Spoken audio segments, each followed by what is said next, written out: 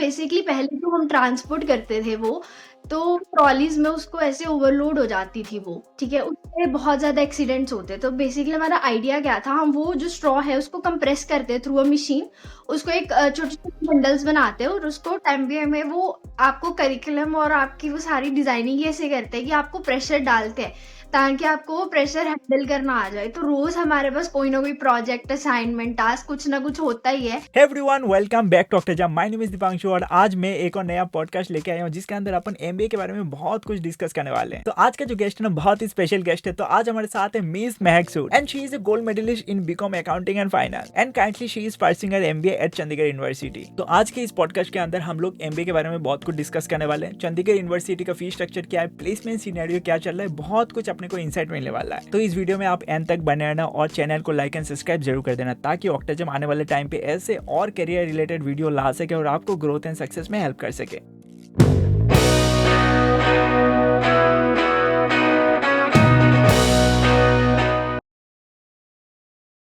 Hey everyone, welcome back to doctor जम। तो आज हमारे साथ है मिस महक।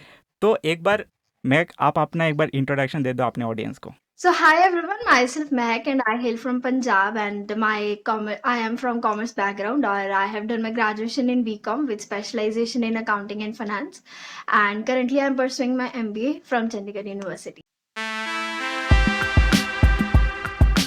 तो आपने मतलब बीकॉम के बाद मतलब एमबीए करने का कैसे सोचा? बहुत सारे लोग ऐसे बीकॉम के बाद सीए करते हैं या कुछ और परस्यू करते हैं, तो आपने एमबीए कैसे सोचा? तो ये यूजुअली कॉम्बिनेशन होता है कि बीबीए के बाद ही एमबीए करते हैं। तो when I was in class 11 तो वहाँ पे हमें एक सब्जेक्ट होता है बिज़नेस स्टडीज़।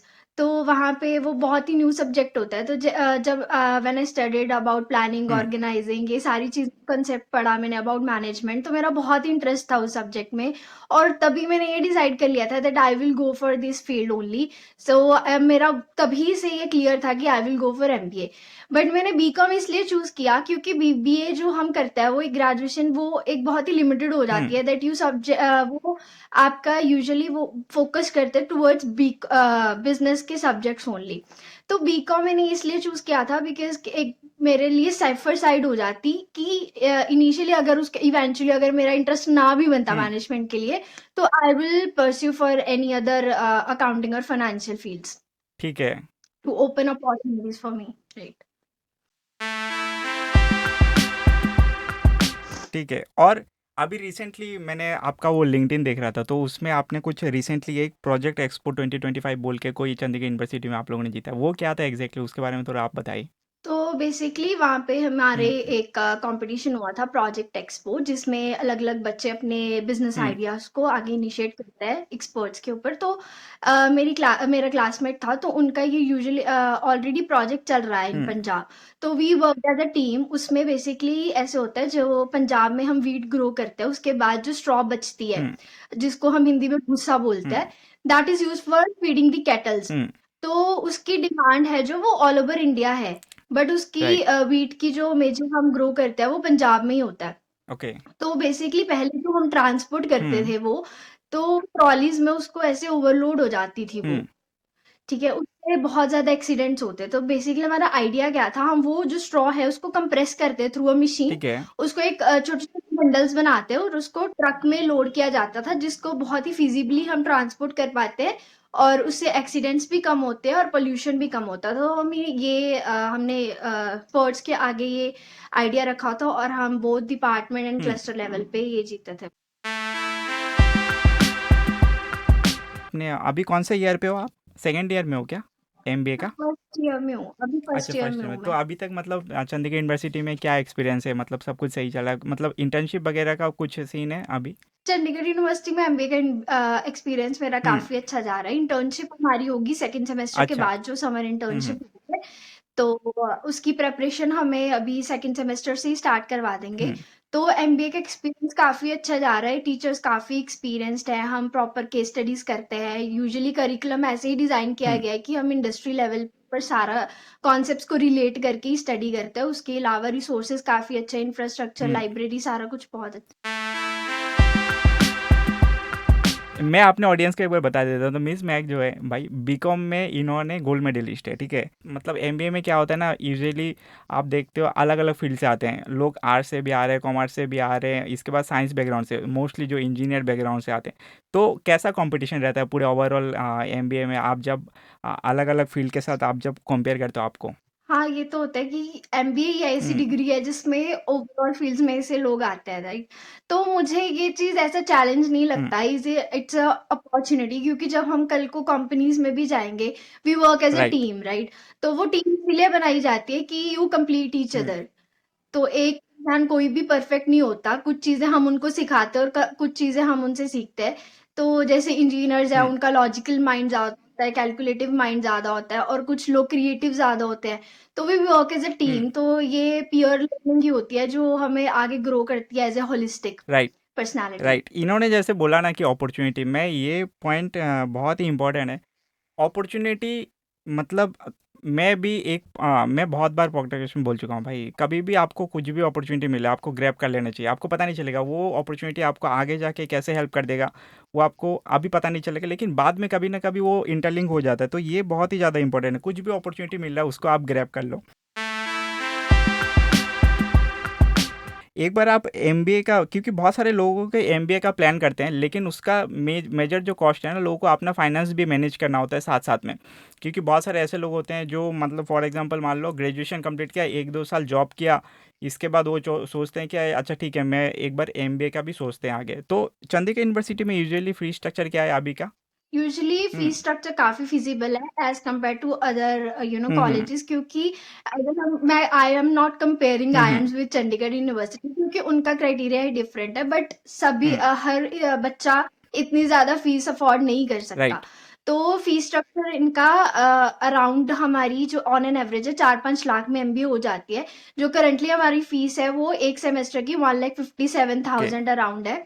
उसके बाद हमें स्कॉलरशिप्स भी लगती हैं, तो हम्म। एमबीए में एंटर करने के लिए एक मैंडेटरी एग्जामिनेशन हमें देनी पड़ती है, और उनमें आपको एक एलिजिबल स्कोर दिया जाता है। अगर आप उसको एलिजिबल कर लेते हो, उसके बाद जब आप स्लैब्स में आते हो तो उसके अकॉर्डिंग आपको स्कॉलरशिप भी ऑफर की जाती है up to 100% according to your exam scores. और उसके अकॉर्डिंग ही आपको पूरी साल की स्कॉलरशिप लगती है, हम्म। और वो आपकी फीस में कट हो जाती है। तो यूजुअली आपके 4 से 5 लाख में एमबीए कंप्लीट हो जाती है। तो मतलब हॉस्टल एंड मेस का भी फैसिलिटी है चंडीगढ़ यूनिवर्सिटी में, या अलग से आपको लेना पड़ता है यस, पीजी वगैरह? हॉस्टल और मेस काफ़ी अच्छे हैं। चंडीगढ़ यूनिवर्सिटी का इंफ्रास्ट्रक्चर नो अच्छा। डाउट काफ़ी अच्छा है, और अगर कोई इंडिविजुअल भी अपना रहना चाहता है तो वहाँ पे काफ़ी पीजी हम्म। अवेलेबल्स हैं उसके अराउंड, अच्छा, बहुत ही वो नियर भी बाय ऑप्शन है खरक। ना, कि आप चाहे तो हॉस्टल ऑप्शन ले सकते हो या आप बाहर के भी पीजी ले सकते हो, है ना, राइट? तो बहुत सही है। तो मतलब अभी आप तो फर्स्ट ईयर में हो, लेकिन अभी अगले साल इंटर्नशिप देने वाले हो, लेकिन सीनियर से आपने सुना ही होगा कि चंडीगढ़ यूनिवर्सिटी में ओवरऑल अभी प्लेसमेंट का कुछ सिनेरियो आपको पता है कि कैसा चल रहा है क्या नहीं है? तो हम्म। प्लेसमेंट सिनारियो काफ़ी अच्छा है, जो भी फीडबैक्स मैंने अभी सीनियर्स से लिए हैं, हम्म। तो आती रहती हैं कंपनीज़। अभी भी रिसेंटली काफ़ी अच्छी कंपनीज़ आती है, केपीएमजी, हम्म। डिलॉयट, जो भी हमारी बिग फोर्स कंपनी होती है। और एल्यूमिनाइज जो हमारे हैं, तो वो काफ़ी कंपनी अच्छी कंपनीज़ में हम्म। प्लेस्ड है, माइक्रोसॉफ्ट, गूगल एंड ऑल। और प्लेसमेंट तो काफ़ी अच्छी जाती है इनकी। सही है। तो जैसे कि इन्होंने बोला चंडीगढ़ यूनिवर्सिटी में या फर्स्ट ईयर में है ना, तो फर्स्ट ईयर में मैं बताता हूँ कि बहुत सारे एमबीए कोर्स में आप अगर जाओगे, कुछ एग्जाम्स हैं, कुछ प्रोजेक्ट्स हैं, बहुत कुछ लगा रहता है ना। इसके बाद इनको मैंने बोला कि पॉडकास्ट में आ रहे हो, तो बोला ठीक है पॉडकास्ट में भी आते हैं, तो बहुत कुछ चलता रहता है एक ही साथ में। तो आप अपना जो कॉलेज के साथ साथ जो एक कंटिन्यूअस एक स्ट्रेस लगा रहता है, बच्चे के सब लोग के दिमाग में यही रहता है कि कैसे अपन मैनेज करें, बहुत सारे मल्टीपल चीज़ अपने को मैनेज करना होता है। तो स्ट्रेस मैनेजमेंट आप कैसे करते हो?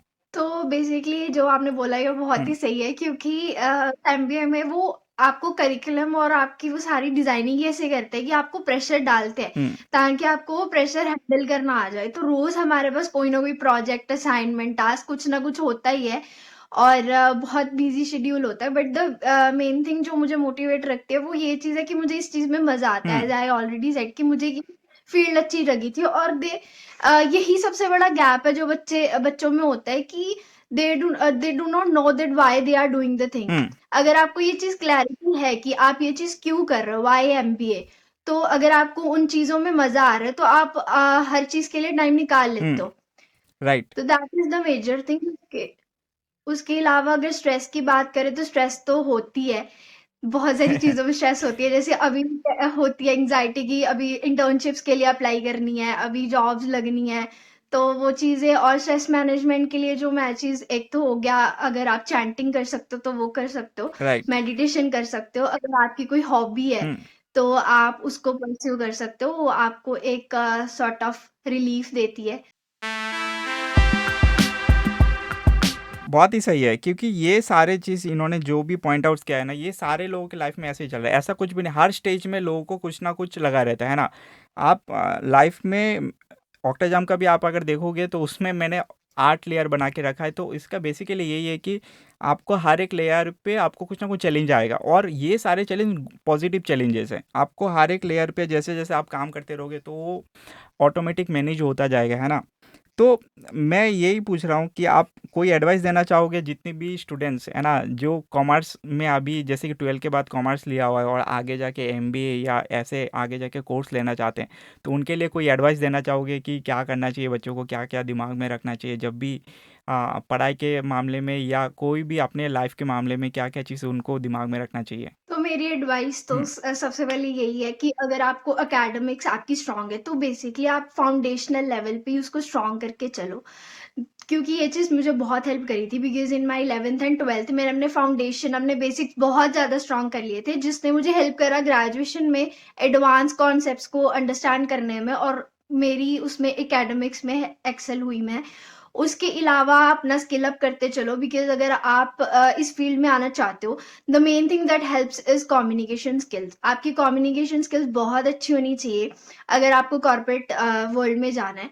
उसके अलावा टेक्निकल स्किल्स आपके एडवांस हम्म। एक्सेल, ये सीक्वल, पाइथन, ये सब कुछ आप सीखो। उसके साथ आपकी सॉफ्ट स्किल्स, पर्सनैलिटी, और अपनी जर्नी के ऊपर ट्रस्ट करो। Everything happens for a reason. जो भी आपके पास अपॉर्च्युनिटीज़ आ रही हैं, हम्म। उनको ग्रैब करो। बिकॉज़ जैसे आपने ये बताया कि आपने ऑलरेडी मेंशन करी ये चीज़ कि आपको नहीं पता कि कौन-सी अपॉर्च्युनिटी आपको कब काम आ जाएगी। राइट। और चैलेंजेस तो सबकी लाइफ में आते हैं, मेरी लाइफ में भी काफ़ी चैलेंजेस आए, but you should learn from those things and apply in future. सही बोला इन्होंने। आपका जो फाउंडेशन है वो बहुत ही ज़्यादा इंपॉर्टेंट है। आपका आप जो फाउंडेशन लेवल है उसको आपको बहुत सही से बिल्ड करना ज़रूरी है, क्योंकि आगे ही जाके आप जैसे जैसे 11 में 12 में आप जैसे जैसे पढ़ाई करोगे, जो फेवरेट सब्जेक्ट बनेगा उसके उसी के बेसिस पे आप ग्रेजुएशन करोगे, उसी के बेसिस पे आप आगे का स्टडी करोगे, या आप जो भी काम करोगे उसी के बेसिस पे आपका जो फ्यूचर डिसाइड होता जाएगा। तो फाउंडेशन है वो 11 12 से ही आपका बिल्डिंग होना चालू हो जाता है। तो बहुत ही ज़्यादा इंपॉर्टेंट चीज़ इन्होंने बोला। तो थैंक यू मैक, आपने बहुत कुछ अपने को इंसाइट दिया। और किसी टाइम पे अपन आगे जैसे जैसे आप एमबीए करोगे, इसके बाद आगे का जर्नी जैसे जैसे आपका बढ़ता जाएगा, उसके बाद अपन किसी और दिन आपको बुलाने की कोशिश करेंगे, है ना। Thank you Mac.